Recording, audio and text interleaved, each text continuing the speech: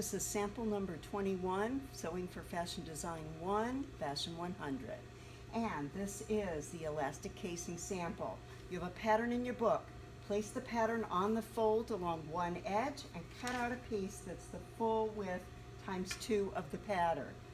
Press the pattern the fold lines. You've got one fold line at 1/4 of an inch. You've got another fold line documented here. Go ahead, clip and press. We're going to begin by sewing our elastic casing skirt together. We're making a little mini skirt. So I'm going to go ahead, line it up at 5/8 of an inch, which is halfway between 1/2 inch and 3/4. And I'm going to back stitch at each end and stitch my seam.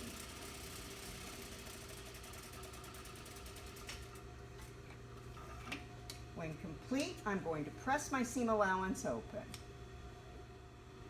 I have pressed it, I pressed my seam allowance open, pressed my casing around.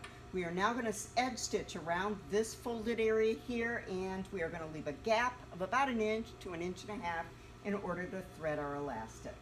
Placing it underneath the machine. Okay, I'm coming into the point where I'm going to leave my gap. There it is. Back stitch, done. Now I'm ready to thread my elastic. I have here my piece of elastic. My piece of elastic is about the width of the pattern piece. I'm going to go ahead. I've applied a large safety pin to it to help me thread it, and I'm going to go ahead and thread it around. I'm putting it into that casing channel that we've just created. Using your fingertips to feel for that safety pin, push it around. Now, as I come to the end here, I want to make sure it is not going to accidentally get sucked in. I'm going to take a straight pin and just hold it in position.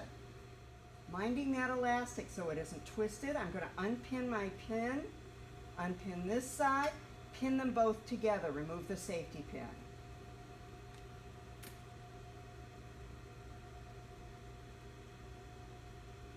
Stretch the elastic to get the gathering smooth around the pin.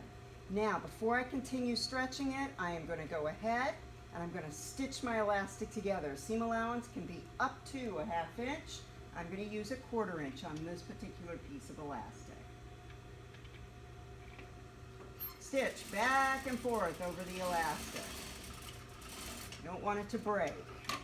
Make sure it is not twisted before you stitch. Once you're done, it's going to get sucked into the casing. There it goes. And spread.